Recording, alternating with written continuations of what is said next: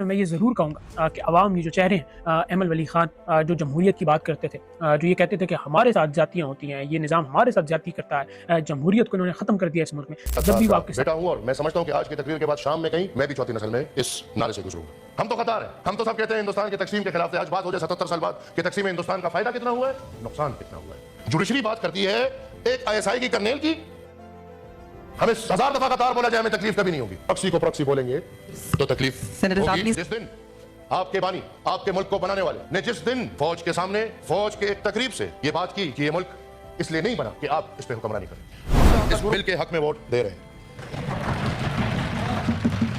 सिर्फ और सिर्फ इसलिए कि हुकूमत ने हमारे वो मुतालबात तस्लीम किए हैं जिनके तहत सूबाई खुद मुख्तारी, 18वीं आईनी तरमीम और NFC अवार्ड से मुतालिक खतरनाक तरमीम को निकाल दिया गया है।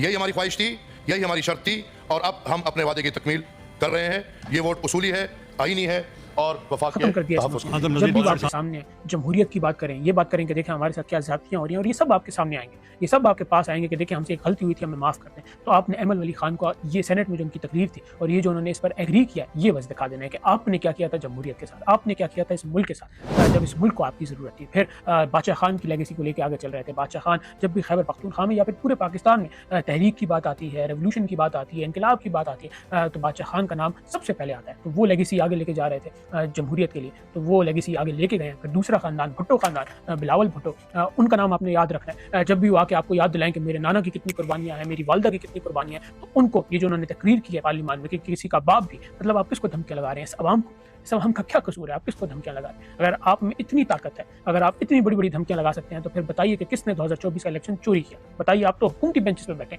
आप जमहूरियत की बातें करते हैं। तो जब भी आके अपने नाना की कुर्बानी, अपनी वालदा की कुर्बानी, भुट्टो खानदान की लेगेसी आके आपको बताएं, तो उनको ये तकरीरें आपने सुनानी है बिलावल भुट्टो को कि ये लेगेसी बिलावल भुट्टो की आप आगे लेके जा रहे हैं। और जो तीसरी जमात है, उनका जिक्र मैं इसलिए नहीं करूँगा कि उनका जमहूरियत से कोई ताल्लुक है ही नहीं। जिस पार्टी में शहबाज शरीफ जैसे सियासतदान हो, उनका जमहूरियत से क्या ताल्लुक होगा? फिर नवाज शरीफ की अगर बात करें तो वो 2 घंटे के इनकलाबी होते हैं, 2 घंटे इनकलाबी हुए, फिर कहीं डील करके निकल गए, फिर 3 घंटे इनकलाबी हुए, फिर डील करके कहीं निकल गए, फिर 4 घंटे, तो 4 घंटे मैक्सिमम वो इनकलाबी रहे हैं। 4-4 5-5 साल वो इस मुल्क से दूर रहते हैं और फिर वज़ीर आज़म बनने आते हैं। इस बार तो वज़ीर आज़म भी नहीं बन सके।